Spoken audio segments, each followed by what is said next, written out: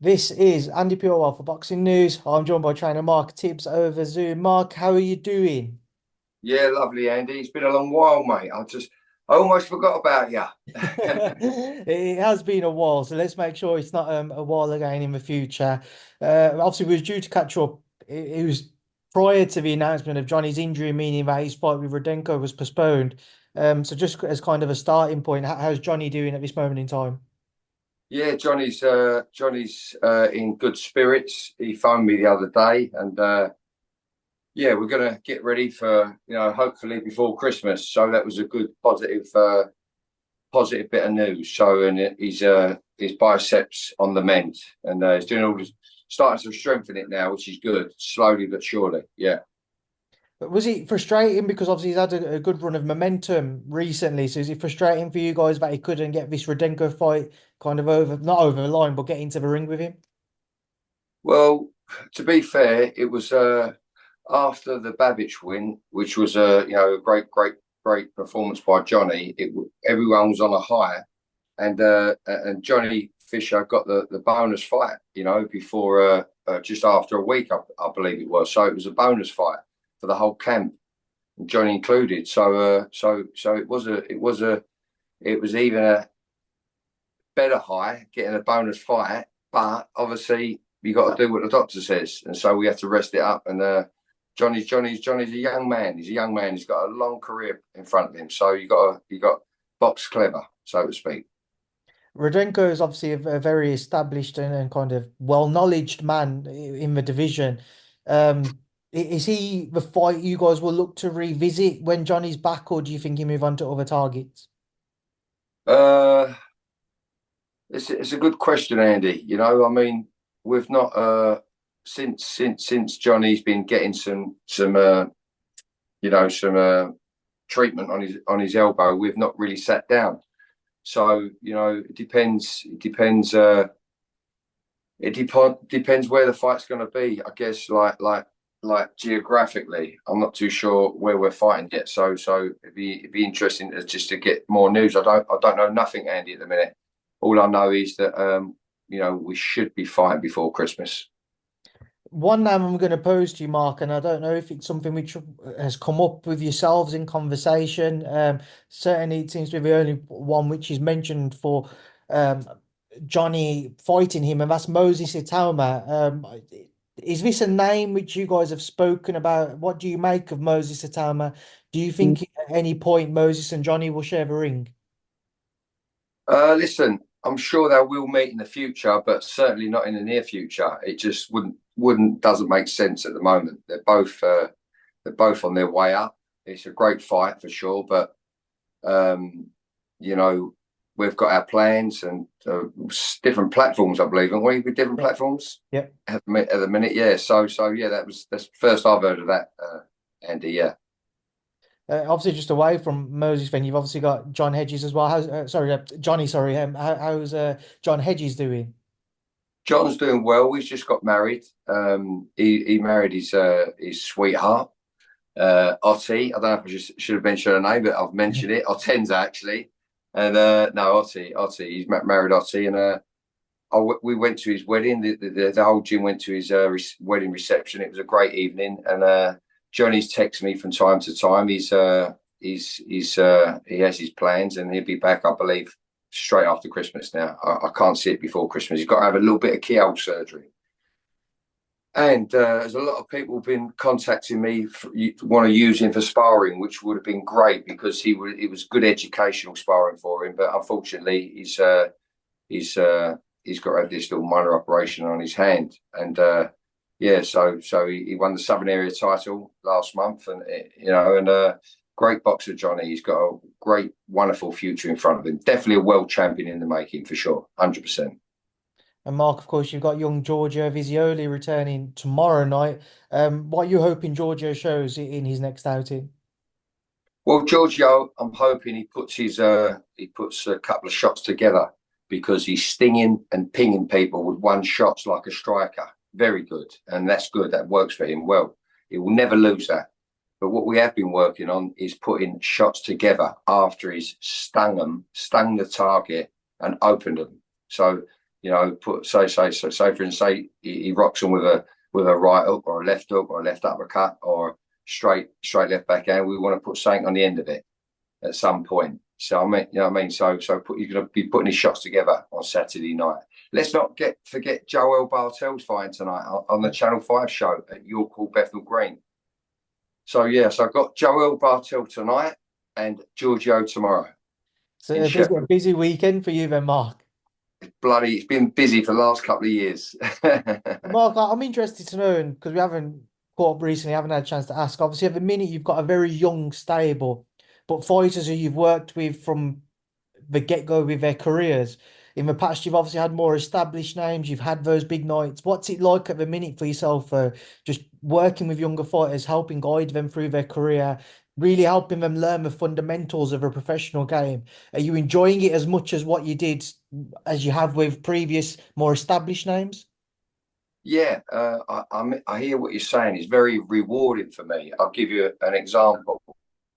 Tommy Fletcher, the Norfolk Nightmare, the cruiserweight big puncher with both hands. So it's been a good journey so far, but there have been corners he had to turn as a young man as well as in boxing. But recently he had a tonsil problem since he's been in my gym for 3 or 4 years, and anyway, he's a cruiserweight as well. A southpaw, 6'7". He's known as a very very big puncher, but his boxing IQ is through the roof now. He's been having decent sparring, and he's fighting on the 18th or 15th, I believe, 18th or 15th of October on the Queensberry show at York Hall. So with BT Sport, TNT, now TNT. So for him, for instance, see, I couldn't press him before with his tonsil problem because some certain people around me, said, why aren't you doing this? Why aren't you doing that? Why aren't you doing this? Why aren't you doing that with him? Because every time you pressed him or stretched him, it gets tonsillitis. You know what I mean? But now he's had these tonsils out. It's took him 2 years to bloody get these tonsils out, but he's got them out now, and it'll be his first fight since that. I'm not saying he's going to be the finished article, but listen, in training, balance, shot selection, he's picking and choosing when to throw the power shots, and he's working behind the long lead. I mean, he's 6'7" with arms like a bloody as long as giraffes' legs. Yeah. So no one wants to hang about on the outside with him, not with that power. But he's decent, very decent on the inside. Because when he first came to our gym, I said, listen, son, we're going to learn to fight on the inside as well. Because if I was fighting you, I want to get on your chest. Anyway, so he's I'm really excited about Tommy Fletcher. And yesterday he done a masterclass technical punches performance in his sparring.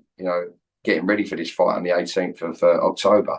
So I'm excited about him. But yeah, so you can see how I get excited about these young prospects like Giorgio Visioli. I'm so accustomed to the process, and it's nice to be in the big fights. With the sold out O2s and Dallas with Billy Joe Saunders, etc. And Richard Riacapor been in some big fights with him, and of recent years, and Dillian White. But it's very very rewarding bringing good fighters along and watching them improve fight by fight. And yeah, I've got a really good stable at the minute, as in Giorgio Visioli for sure, lightweight prospect, absolutely on the money, mate, on the money as a young professional. As a young man, he's got to turn some corners, but he's just a wonder. He's easy to work with, and because of how advanced he is. And Joel Bartel is a very exciting middleweight, and he's in a bit of a rush when he come with me, a little bit of a rush, but he's learned his lesson now. But I believe he's going to be a champion for sure. He's going to be a champion.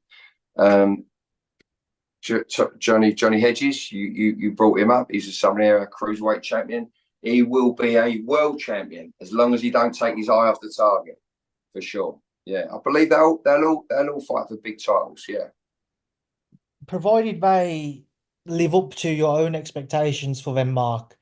do you at all yourself maybe have to keep yourself grounded because you have to think maybe 3, 4, 5 years time you could have a stable far further along in their careers, but all kind of in the gym together, all striving for whether it be world titles, British championships, whatever, European titles, whatever it may be. But in 3, 4, 5 years time, it could be an exciting kind of position you find yourself in as a trainer to have so many talented fighters really pushing on with their careers.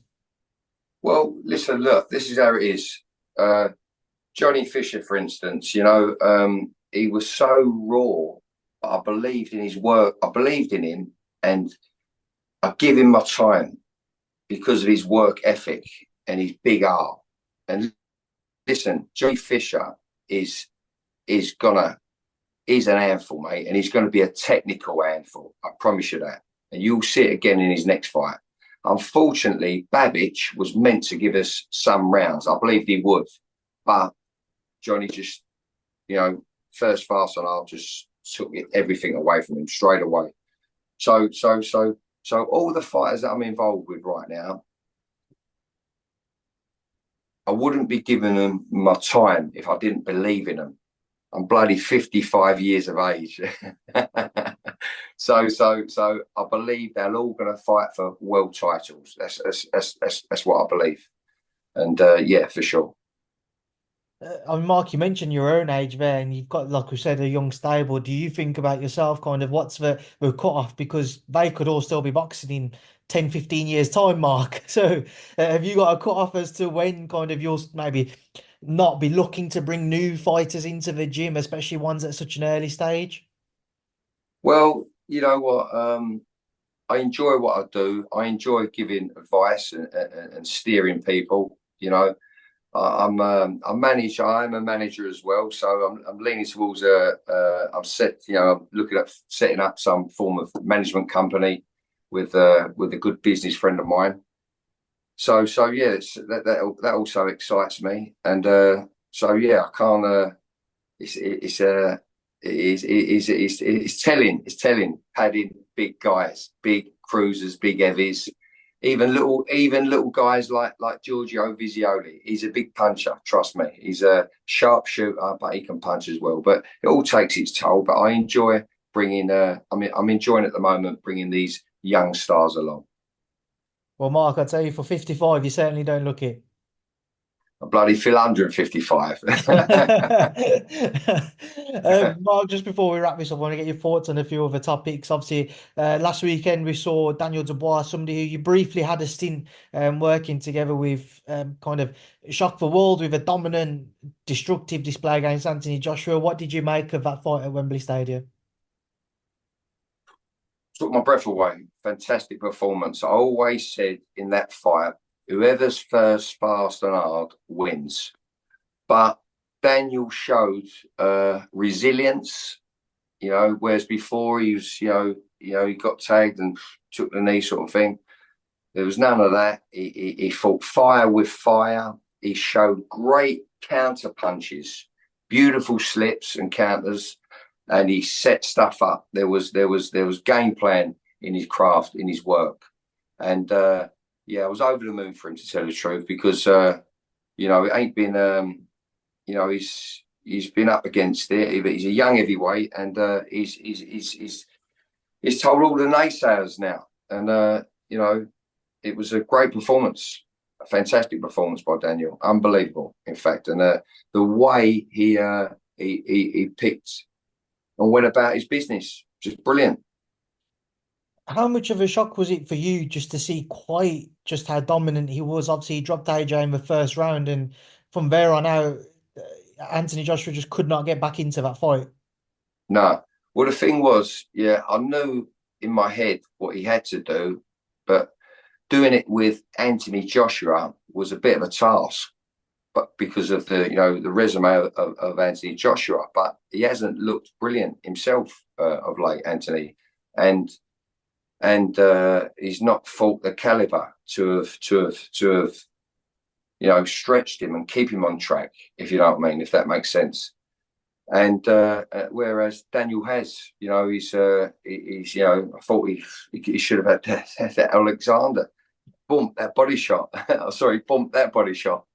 I thought we should have that should have been counted, but you know, home advantage and that. But yes, I know Daniel's up there in the top now. He's in the mix with them all. But yeah, looking forward to who he fights next for sure. Mark, I want to talk about Daniel's jab because everybody talks about how much of a ramrod of a jab he has. How key of a weapon is that to Daniel Dubois' artillery? Yeah. Also, listen, I've always said Daniel, look, because he went negative when he got touched. That's what us boxing people, you know, just found it hard to explain and you know, explain how he operates because I've been around Daniel and he's such a weapon and he's got, I hate to use this word, but he's got a killer mindset. He's got, you know, and he's got it now. He actually proved it in front of the world last Saturday.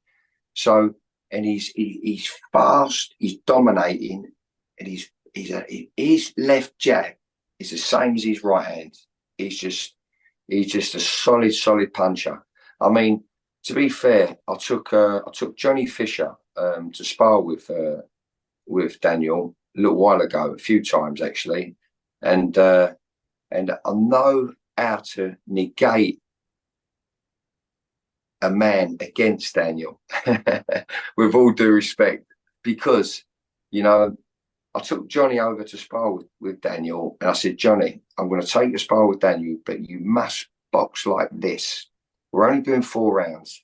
And I showed him a certain way out of the box and not look like a pussy, but looked offensive. But get through them because the experience and you know our confidence is going to make you. And he did just that. He did just that, Johnny Fisher, and he's always done that with me. We always tick boxes. And when he did that, he walked out of that gym 10 foot tall, and that's my job. That's what I needed to do.